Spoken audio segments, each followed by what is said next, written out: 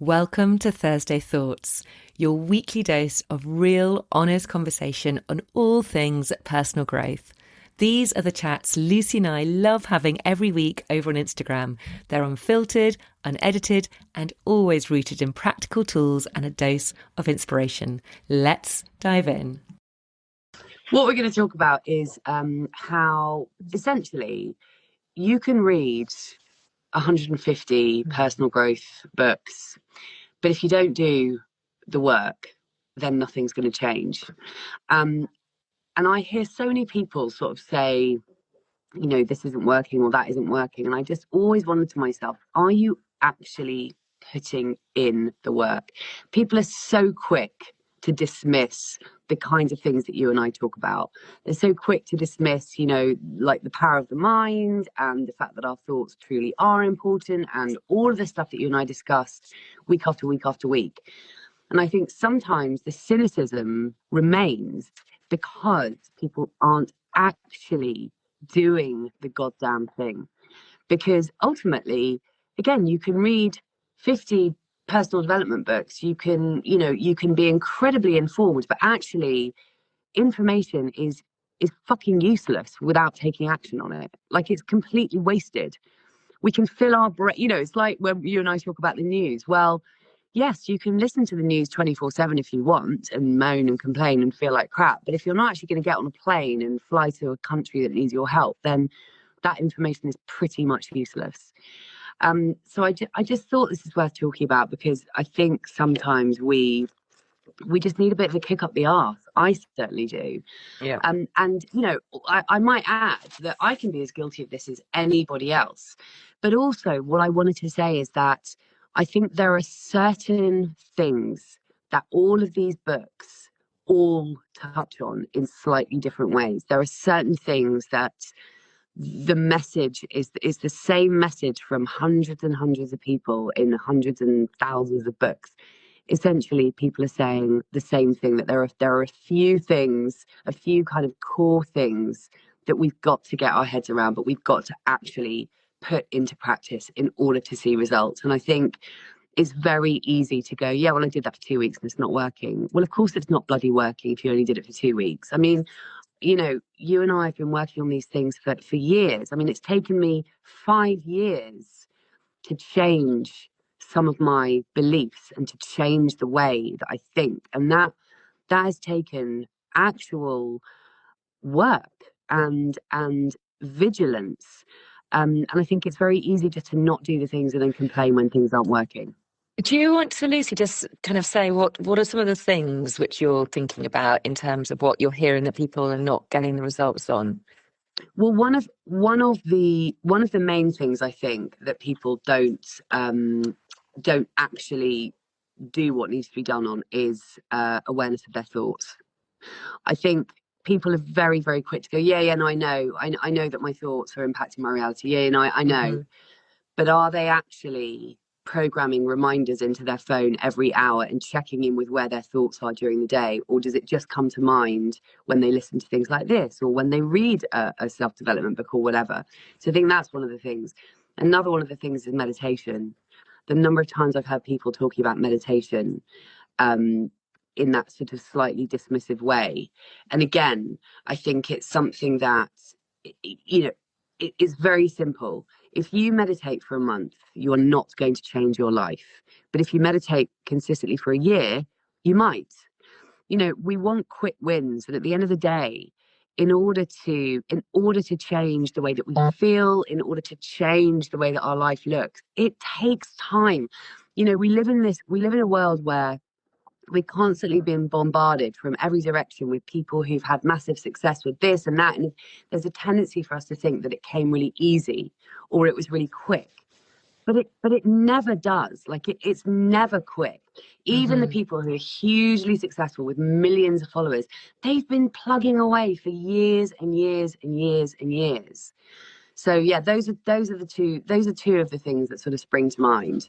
Yeah, and I think on the back of that, we often it's often when things start to go wrong that we then think, oh, I've got to implement this new thing Yeah, into my life to make life better.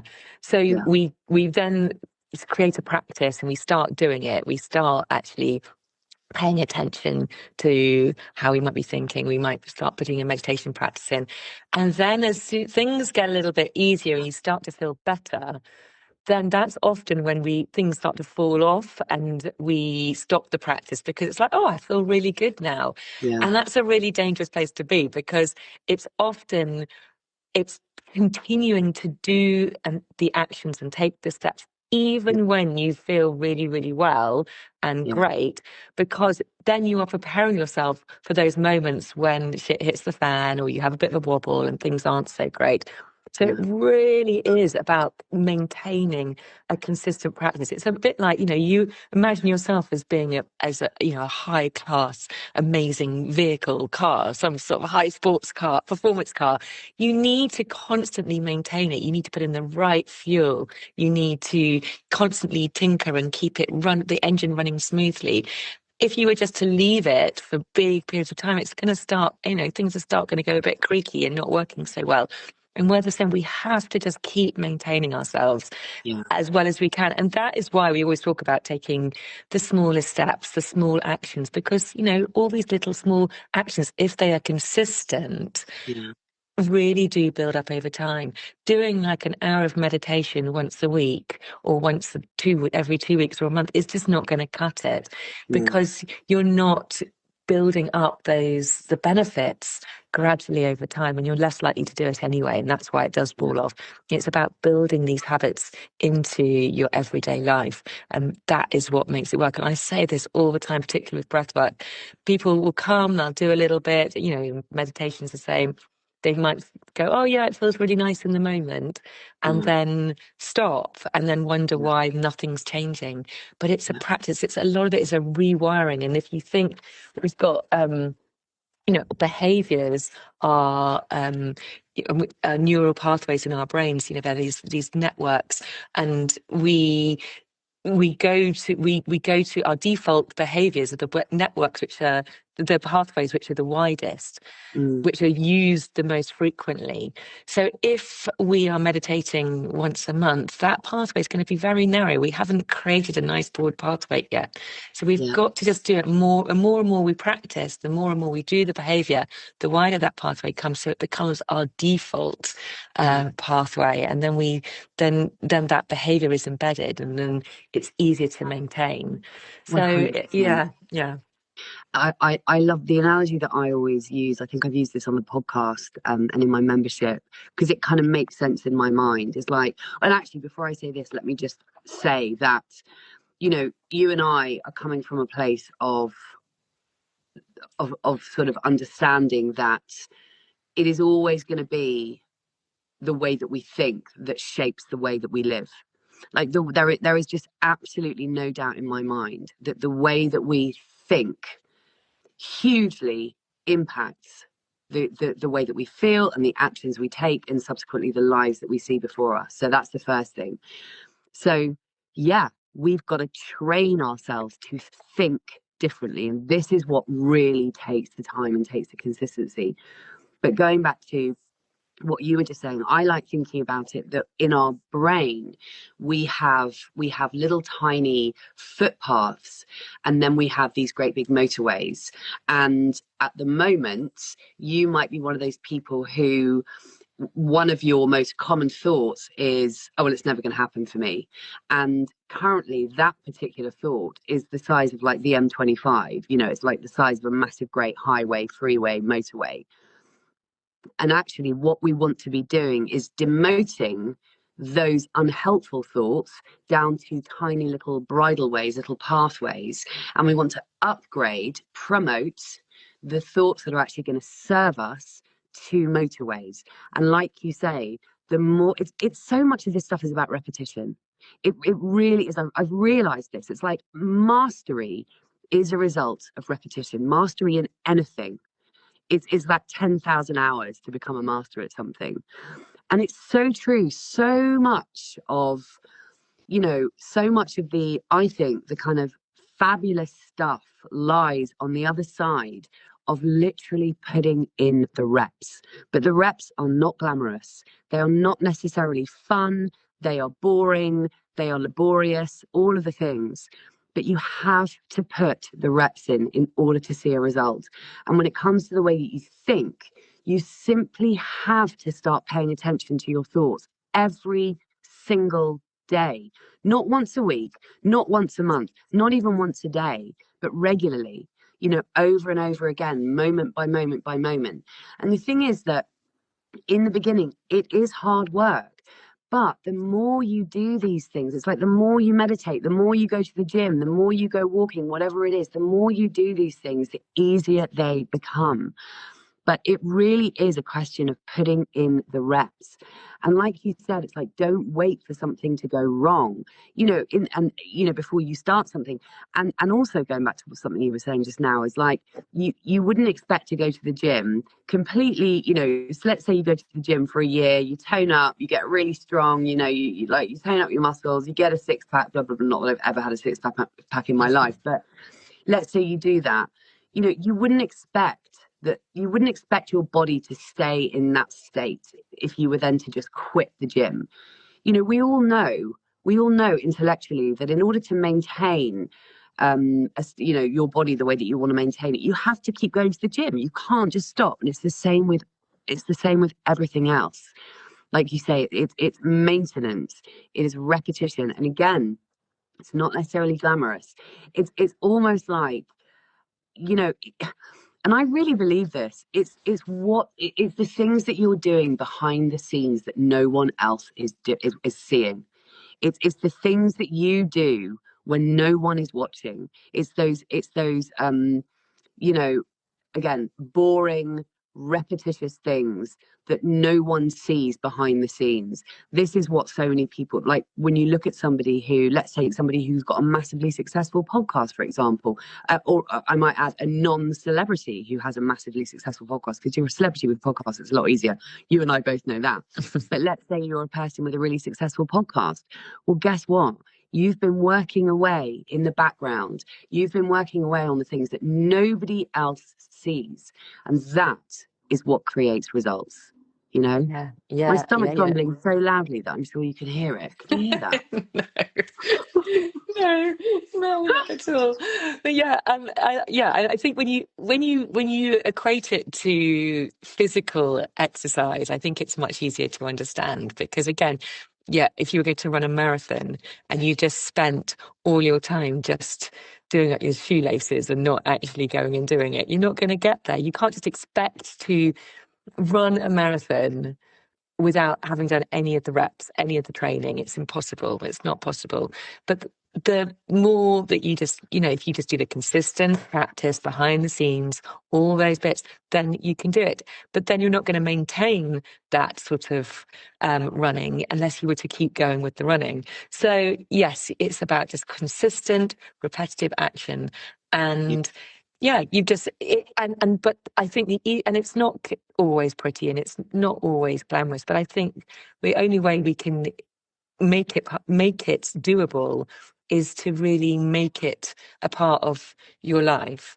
So it is about trying to find some joy in it. I mean, the things that I do, a lot of them are automatic, like me going, my exercise now is become just an automatic part of my life, that it's like a non-negotiable. I just do it because I've been doing it for so long. Is it easy? Bloody hell, no, it's really hard a lot of the time. But I know how good it is for me. And by continuing to do it and by reaping the benefits of it, that makes me want to go and do it more. And it's always when you start to feel those benefits because you've been doing it, it's just constantly spurs you on. The mind stuff, I think, is harder because the results are probably more subtle.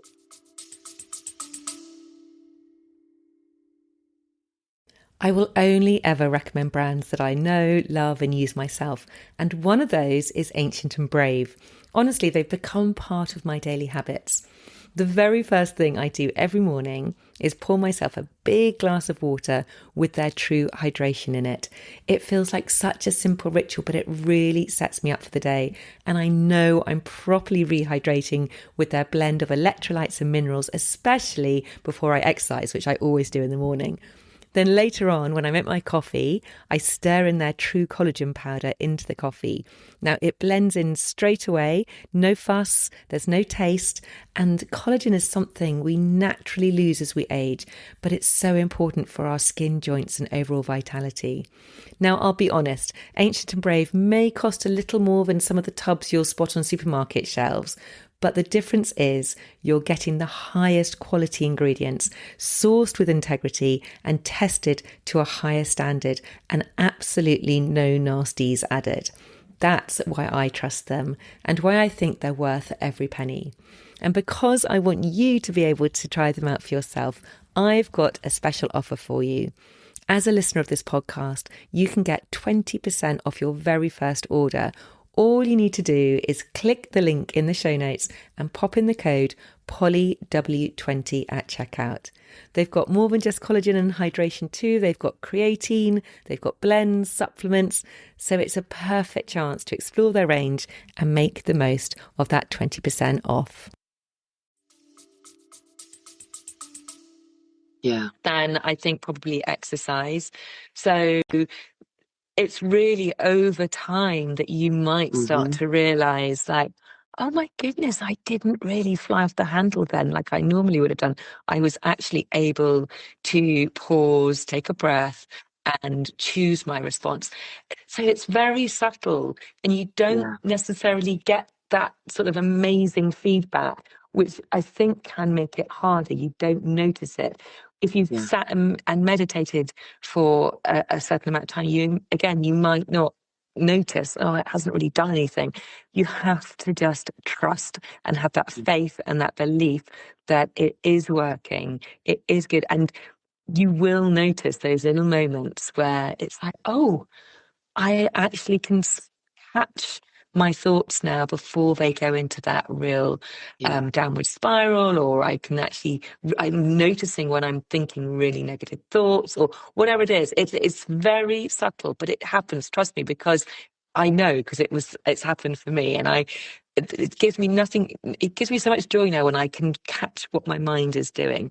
And don't get me wrong, my mind still goes into overthinking, and it's not always great, and but I'm able to sort of zoom out and notice it, and that is the practice, and it's just such a gift to have that in life, Yeah. and not be caught just being controlled by all this this kind of noise going on in your head. Yeah.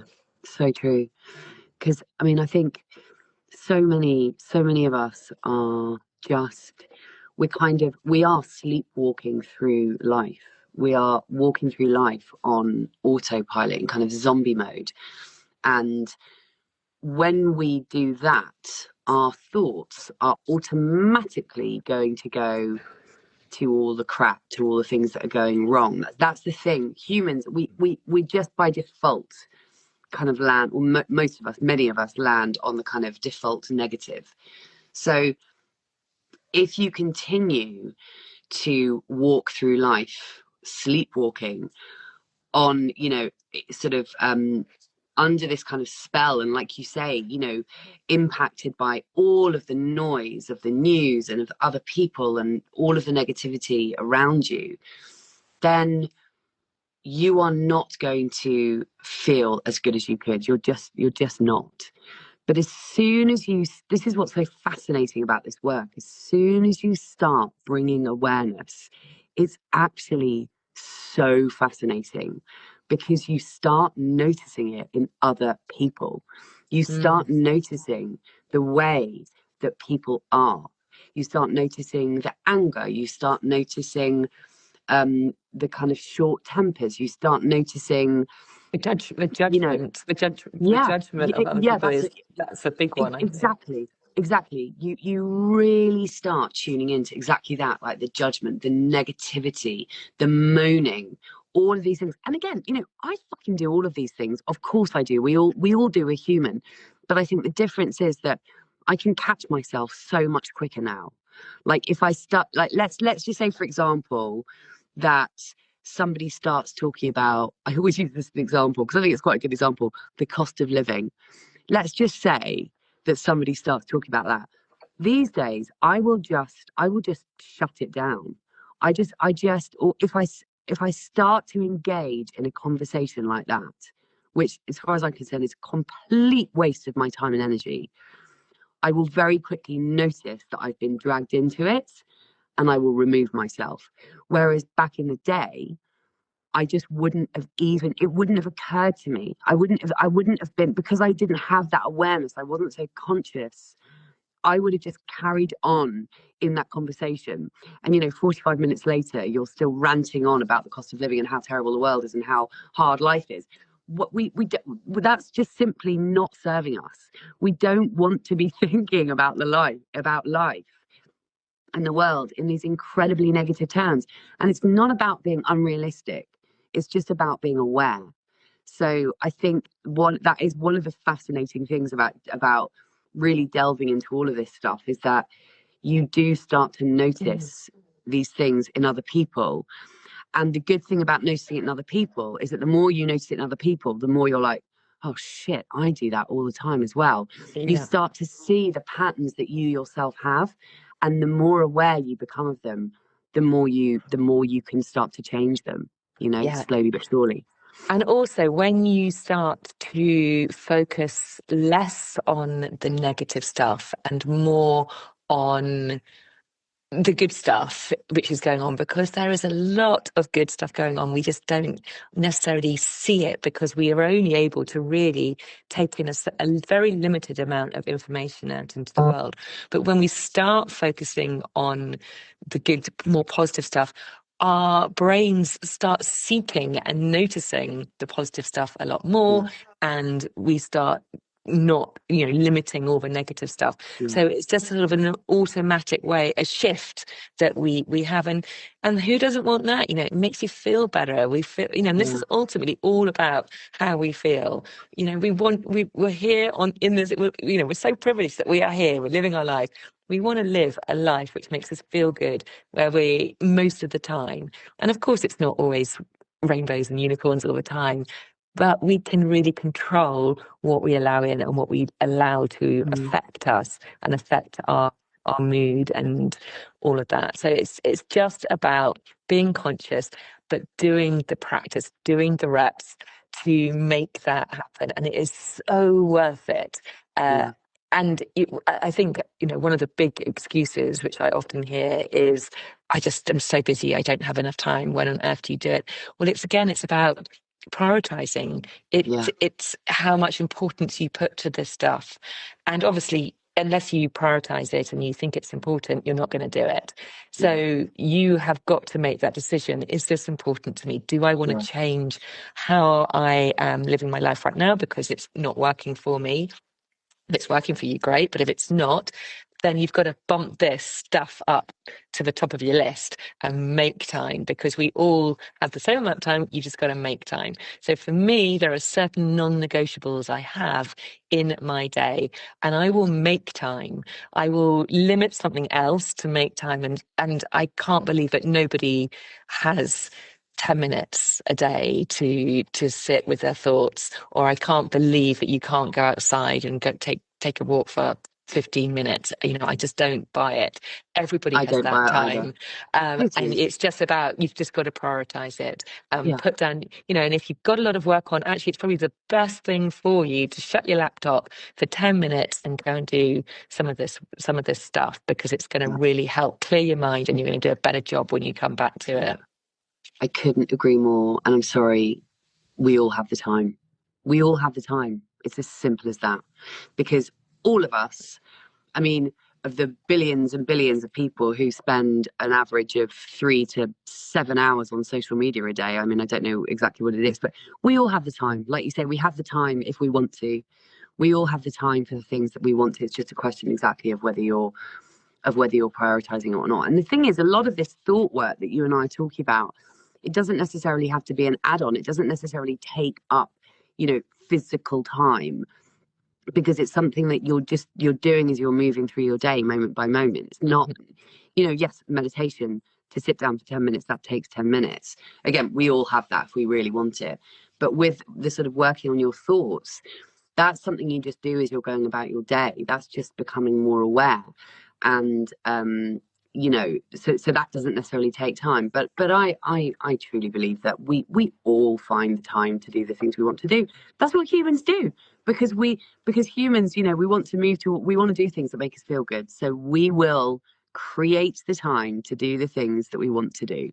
It's just like we will find the money for the things that we really want, which is why people who don't have very much money still have a massive fucking great TV in their house, or an iPhone. We find the time, we find the money for the things that are important to us. So that's ultimately what it's down to. Yeah. I told you this was going to be tough love.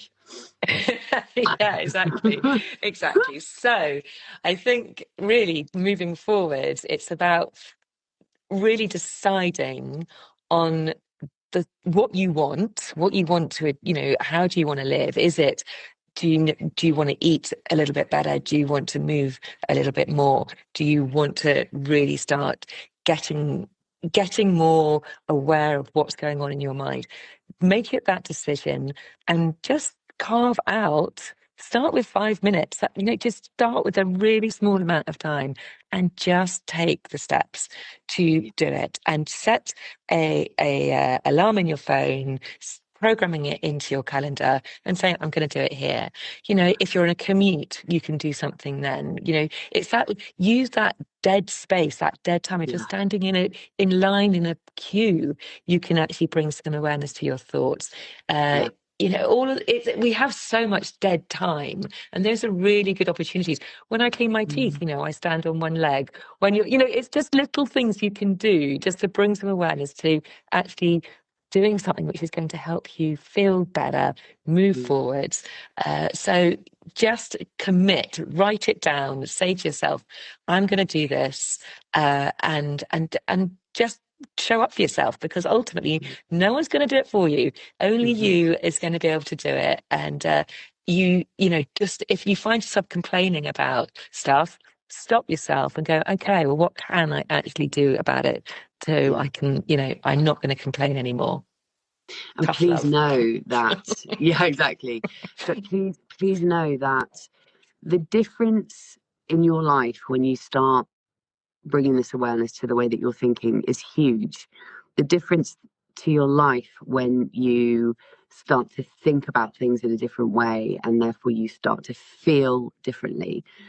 I think you said the word gift earlier in this conversation, and it is a gift. You are giving yourself a gift. You're giving yourself the gift of a life in which you feel more joyful, in which you feel more positive, in which you feel just better.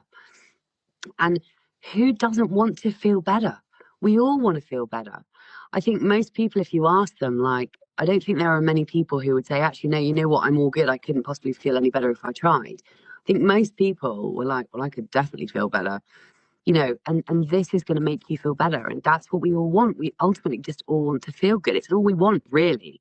That's why we want the things. That's why we want the stuff, because we think those things are going to make us feel a certain way. Ultimately, we can cultivate those feelings within ourselves, by ourselves. That's what's so awesome. I've started to notice that sometimes, when you're rushing through your day, and I can sort of, you feel like, oh my gosh, whatever it might be, you get those sort of negative feelings, or I'm feeling really tired, or I've got so much to do. And actually now I can almost feel my face feeling really tight and frowny, and when you just feel like, oh God, this is, and actually because I'm now able to notice when that is happening, and I'm stuck in it obviously for a while, but then it's being able to notice that. And honestly, just by noticing that, you can shift it. You have to consciously take an action, so it doesn't just happen automatically. You actually consciously have to take an action. For me, it often is a breath. I'll kind of say to myself, why are you so tense? Just it's almost like sometimes having a stretch, having smiling, that just, again, just lightens up your mood. But it is possible just to shift out of that feeling of real to actually feeling much lighter, much brighter. Because I'm not, we're talking about this, but this stuff all happens to us as well. It's Yeah, just that yeah. it's just literally having an awareness of when it's happening, so that you don't get stuck in it. And it's about you have to take some sort of action to shift it. So whatever that might be. For you what makes you feel better, but often just taking a deep breath is a really good way, and smiling, a smile suddenly lightens up your face, lightens up your mood, and going, okay, it's not that bad, everything's all right. And finding a bit of gratitude as well, gosh, I'm here, I'm healthy, all of that. Yeah, absolutely. Well, shall we wrap it up there? Yes, perfect. Amazing. Well, yeah, We'll be all back right. next week. We will. All right. Have a beautiful Have a day, good day. everyone. Lots of Okay. love. Take care. Bye. Bye. Bye. Bye. Bye, love. Bye.